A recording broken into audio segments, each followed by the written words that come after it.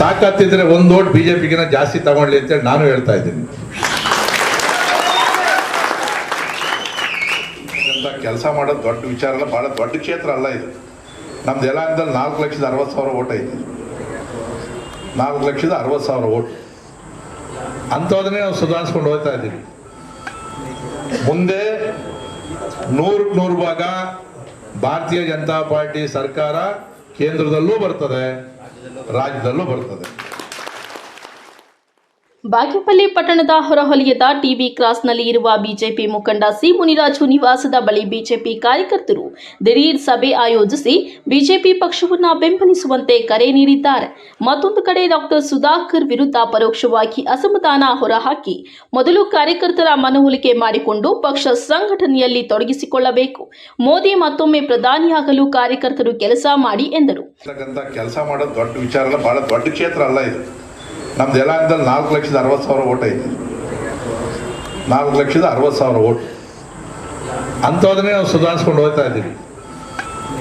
ಮುಂದೆ 100% ಭಾಗ ಭಾರತೀಯ ಜನತಾ ಪಾರ್ಟಿ ಸರ್ಕಾರ ಕೇಂದ್ರದಲ್ಲೂ ಬರ್ತದೆ, ರಾಜ್ಯದಲ್ಲೂ ಬರ್ತದೆ. ನನಗೇನು ಭಯ ಅಂದ್ರೆ ಮುನ್ರಾಜ್ ಹೈಯೆಸ್ಟ್ ಟೋಟಲ್ ಗೆದ್ದು ಮಂತ್ರಿಯಲ್ಲಿ ಹೊಡ್ಕೊಂಡ್ಬಿಡ್ತಾನಂತ. ನಾನು ಸೀನಿಯಾರಿಟಿ ಹೇಳಿದ್ದೀನಿ, ಅದನ್ನ ಬಿಟ್ಕೊಡಲ್ಲ. ಬಟ್ ನಾನು ಮಂತ್ರಿ ಆಮೇಲೆ ಮುನ್ರಾಜ್ಗೆ ಏನಾದ್ರು ಬೋರ್ಡ್ ಗಿಡ್ ಏನಾದ್ರು ಮಾಡಿಸ್ತೀನಿ ಅಂತ ಎಂಬ ತಿರ್ಗಾ ನೀವು ಚಾಲು ಜಾಸ್ತಿ ನಾವು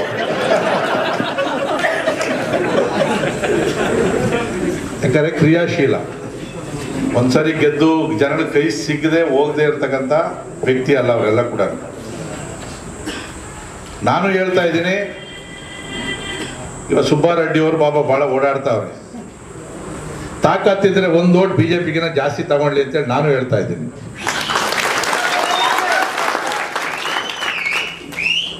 ತಾಕತ್ತಿದ್ರೆ ಒಂದು ಓಟ್ ಬಿಜೆಪಿಗಿನ ಜಾಸ್ತಿ ತಗೊಳ್ಳಿ ಅಂತೇಳಿ ನಾನು ಹೇಳ್ತಾ ಇದ್ದೀನಿ.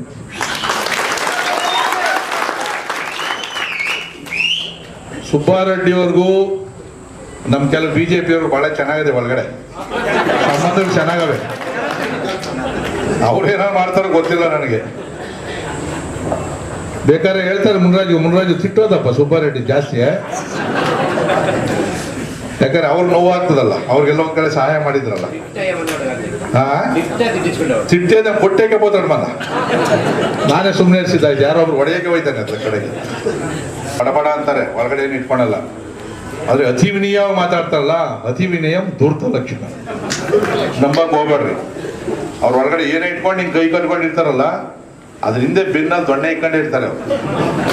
ಇದು ಅನುಭವದ ಮಾತು, ಗಾದೆ ಮಾತು. ಇದು ಅತಿ ವಿನಯ ಧೂರ್ತ ಲಕ್ಷಣ. ಮಾತಾಡ್ತಾರ, ಅವ್ರು ಬೈತಾನ, ತಲೆ ಕೆಡ್ಸ್ಕೊಳಕ್ ಹೋಗ್ಬೇಡ್ರಿ. ಅವ್ನು ಇರೋದ್ರ ಓದ್ರು ಬಿಡ್ತಾನೆ ಅದ್ಲ ಕಡೆ. ನನ್ನ ಸ್ವಭಾವನು ಸ್ವಲ್ಪ ಹಂಗೆ, ಏನಾಯ್ತು ಅಂದ್ರೆ ನೇರವಾಗಿ ಹೇಳ್ಬಿಡ್ತೀನಿ. ನೆನ್ನೆ ಸುಧಾಕರ್ ಅವರು ಸ್ವಲ್ಪ ಕ್ಲಾಸ್ ತಗೊಂಡೆ ನಾನು.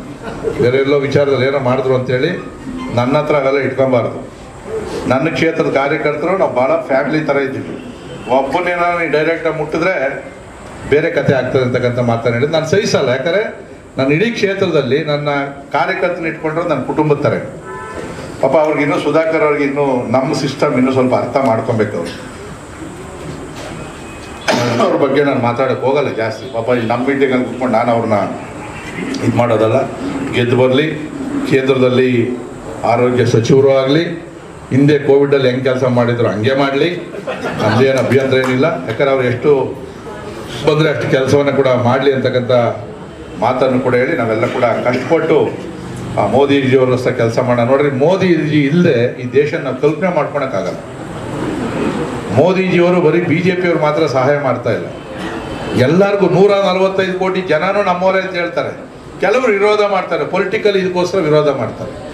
ನರೇಂದ್ರ ಮೋದಿಯವರಿಗೆ ಪರಿವಾರ ಇಲ್ಲ, ನಾವೇ ಪರಿವಾರ. ಅರ್ಥವಾಯ್ತಾ? ಅದಕ್ಕೆ ಮಳೆಗಳೂ ಇಲ್ಲ, ಬೆಳೆಗಳೂ ಇಲ್ಲ, ಬರಗಾಲಗಳು, ಎಣ್ಣೆ ರೇಟ್ 30%, ಕರೆಂಟ್ ಇಲ್ಲ, ಏನು ಇಲ್ದಂಗೆ ಆಗೋಗೈತೆ. ಆ ರಾಮನ ಕಾಲ ಬೇರೆ, ಈ ರಾಮನ ಕಾಲ ಬೇರೆ. ಸೊ ಈ ರಾಮನ ಕಾಲ, ಆ ರಾಮನ ಕಾಲ ಬರಬೇಕು ಅಂತಂದ್ರೆ ನರೇಂದ್ರ ಮೋದಿಯವರು ಪ್ರಧಾನಿ ಆದಮೇಲೆ ಪ್ರವಾಹದ ರೀತಿಯಲ್ಲಿ ಮಳೆ ಬರ್ತದೆ. ಖಂಡಿತವಾಗ್ಲೂ ನಾನು ಕೆಲಸ ಮಾಡಬೇಕು ಅಂತೇಳಿ ನಮ್ಮೆಲ್ಲರಿಗೂ ಮತ್ತೊಂದು ಸರಿ ಧನ್ಯವಾದಗಳನ್ನು ತಿಳಿಸಿ ನನ್ನ ಮಾತನ್ನು ಮುಗಿಸ್ತೀನಿ. ನಾನು ಹೇಳಿದ ಪ್ರಕಾರ 2 ತಿಂಗಳು ಒಂದೊಂದು ಸರಿ ಈ ಕ್ಷೇತ್ರಕ್ಕೆ ಬರ್ತೀನಿ. ಮುನ್ರಾಜರು ಎಲ್ಲಿ ಕರೆದಲ್ಲಿ ಬರ್ತೀವಿ. ನೆಕ್ಸ್ಟು ಜಿಲ್ಲಾ ಪಂಚಾಯತಿ, ತಾಲೂಕ್ ಪಂಚಾಯತಿಯಲ್ಲೂ ನಾವು ಗೆಲ್ಲಬೇಕಿಲ್ಲ ಒಂದಷ್ಟು ಜನನ. ಅದು ಎಲ್ಲಿ ಗೆಲ್ಲಬೇಕು ಅಲ್ಲಿ ಹಾಕಿ ನಾವು ಇಡೀ ಶಕ್ತಿಯನ್ನೆಲ್ಲ ಗೆಲ್ಸ್ಕೋಣ. ನಮ್ಮ ಮುಂದಿನ ಗುರಿ ಸ್ಥಳೀಯ ಎಲೆಕ್ಷನ್ಗಳು, ನೆಕ್ಸ್ಟ್ MLA ಗೆಲ್ಲಬೇಕು. ನಾವೆಲ್ಲ ಕೂಡ ಕೆಲಸ ಮಾಡಬೇಕು. ಭಾರತೀಯ ಜನತಾ ಪಕ್ಷದ ಶಿಸ್ತಿನ ಸಿಪಾಯಿಗಳಾಗಿ ನಾವೆಲ್ಲ ಕೂಡ ಇಡೀ ಕ್ಷೇತ್ರದಲ್ಲಿ ನಮ್ಮ ಒಂದು ಏನು ಈ ಭಾಗದಲ್ಲಿ ಈ ಕ್ಷೇತ್ರದಲ್ಲಿ ಕಾಂಗ್ರೆಸ್ನ ಶಾಸಕರಿಗಾಗಿ ಹೇಳ್ತಾ ಇದ್ದಾರೆ ಬಿಜೆಪಿನ ಇಲ್ಲ ಅಂತ ಹೇಳ್ಬಿಟ್ಟು ನಮ್ಮನ್ನೆಲ್ಲ ಕೇರ್ಲೆಸ್ ಮಾಡ್ಕೊತಾ ಇದ್ದಾರೆ. ಅವ್ರಿಗೆ ಈಗಲೂ ಹೇಳ್ತೀನಿ, ನಾನು ಮೊನ್ನೆ ಕೂಡ ಹೇಳಿದ್ದೀನಿ, ಅವ್ರಿಗಿಂತ ಹೆಚ್ಚು ಮತಗಳನ್ನು ನಾವೆಲ್ಲ ತಗೋಬೇಕು, ಕೊಡಬೇಕು. ಅವ್ರು ತಾಕತ್ತಿದ್ರೆ ಅವ್ರು ತಗೊಳ್ಳಂತ ಹೇಳಿದ್ದೀನಿ. ಈಗಲೂ ಹೇಳ್ತಾ ಇದ್ದೀನಿ, ನಾವೆಲ್ಲ ಶಿಸ್ತಿನ ಸಿಪಾಯಿಗಳು. ಯಾಕಂದ್ರೆ ಕ್ಷೇತ್ರದಲ್ಲಿ ಸಂಸದರು ಏನು ಎಲ್ಲ ಮನೆ ಮನೆಗೂ ಬರಬೇಕಲ್ಲ, ನಾವೇ ಓಡಾಡಬೇಕು, ನಾವೇ ಕೆಲಸ ಮಾಡಬೇಕು. ವಿಶೇಷವಾಗಿ ಈಗ ನಮ್ಗೆ 12ನೇ ತಾರೀಕು ನಮ್ಮ ಕ್ಷೇತ್ರಕ್ಕೆ ನಮ್ಮ ಏನು ಅಭ್ಯರ್ಥಿ ಬರ್ತಾ ಇದ್ರು, ನಮ್ಮ ಕ್ಷೇತ್ರಕ್ಕೆ ಅಭ್ಯರ್ಥಿ 12ನೇ ತಾರೀಕು ಬರ್ತಾ ಇದ್ದಾರೆ. ಅವ್ರ ಜೊತೆ ನಾವೆಲ್ಲ ಬೆನ್ನೆಲುಬಾಗಿ ನಿಂತ್ಕೊಂಡು ನಾವೆಲ್ಲ ಇಡೀ ಕ್ಷೇತ್ರದಲ್ಲಿ ಹೋಬಳಿವಾರು ಏನು ಕ್ಷೇತ್ರದಲ್ಲಿ ಹೋಗ್ಬೇಕಾಗಿದೆ, ನಾವೆಲ್ಲ ಹೋಗೋಣ, ಕೆಲಸ ಮಾಡೋಣ. ನಮ್ಮ ನರೇಂದ್ರ ಮೋದಿ ಅವರ ಕೈಗೊಳ್ಳಿಸಲಿಕ್ಕೆ ನಾವು ಗೆಲ್ಸ್ಕೊಂಡು ಈಚೆಗೆ ಬರೋಣ ಅಂತ ಹೇಳ್ತಾ ಈ ಒಂದು ಕಾರ್ಯಕ್ರಮಕ್ಕೆ ವಿಶೇಷವಾಗಿ ಅವರು ಸಣ್ಣದಾಗಿ ಒಂದು ಬಂದು ಹೋಗ್ತೀನಿ ಅಂತ ಹೇಳಿದ್ರು. ನಮ್ಮೆಲ್ಲ ಕಾರ್ಯಕರ್ತರು